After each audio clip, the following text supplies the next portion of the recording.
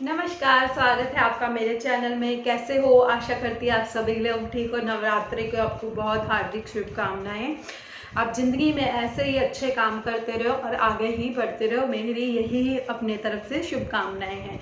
तो मैं आज मैं सेम एक ऐसा टॉपिक लेके आई हूँ या ऐसी चीज़ बताने आई हूँ कि हम कईयों अपने घर में रहकर या कहीं देखकर कहीं से वो रीति रिवाज चलते आ रहे हैं, पर वो रीति रिवाज चलते आ रहे हैं पर कई बार उस रीति रिवाज का हमें मतलब नहीं पता होता। अगर पता होता है तो हम इतनी जानने की इच्छा नहीं करते कि वो महत्व क्या है। तो मैं अपनी वीडियो में एक चीज लेके आई हूँ, पंचामृत चांदी में ही क्यों दिया जाता है, किस लिए दिया जाता है और इसका महत्व क्या है।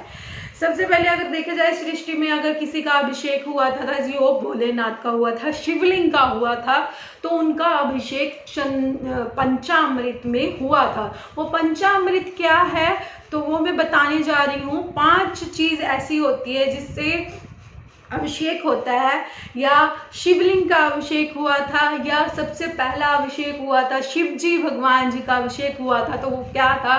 सबसे पहला था दूध, दही, घी, शक्कर, और उसके बाद था दूध, दही, घी, शक्कर और क्या कहते हैं, गुड़।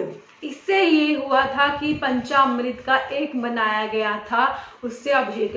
अब कहा जाता है चांदी में क्यों दिया जाता है? जब कहते हैं पंचामृत चांदी में दिया जाता है तो उसमें कोई भी नेगेटिव एनर्जी हो, कोई भी बुरी चीज हो, वो चीज उस चीज में डलकर अमृत के समान हो जाता है। आप अगर कोई धार्मिक चीज पढ़ोगे तो उसमें पंचामृत का महत्व दिया गया है कि पंचामृत पूजा सामग्री में या कोई भी हम काम करने जाते हैं, शुभ काम करने जाते हैं, तो पंचामृत ही क्यों जरूरी है, जो मैंने आपको बताया है।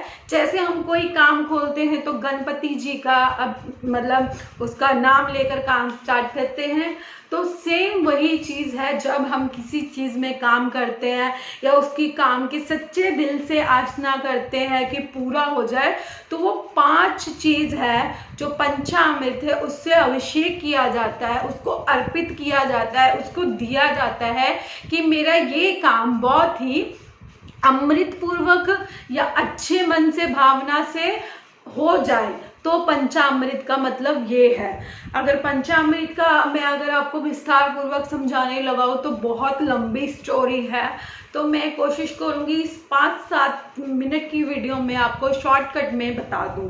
तो मैंने आपको पंचामृत में वो 5 चीज कौन सी है जो मैंने बता दी। क्या है? दूध, दही, मिश्री, शक्कर और घी, जो इससे पंचामृत। और चांदी में क्यों परोसा जाता है? कहा जाता है चांदी बहुत ही शुभ धातु होती है, शुभ चीज होती है। उसमें अगर आप कहते हैं सच्चे मन से अगर कुछ डालो तो वो भी अमृत बनता है, अगर उसमें जहर भी डालो ना तो वो अमृत के समान बन जाता है। इस करके उसको चांदी की धातु में या चांदी की में परोसा जाता है, या चांदी से उसका वो किया जाता है, क्योंकि चांदी जो मन की शांति, शीतल, ठंडक ये दी जाती। जो चांदी होती है एक अपने आप में बहुत ही शुभ चीज होती है, शुभ धातु होती है, जिसको अगर हम पहनते हैं या उसका सेवन करते हैं, आपने देखा होगा अगर हम कोई मीठी चीज खाते हैं तो उसमें चांदी का वर्क हुआ होता है।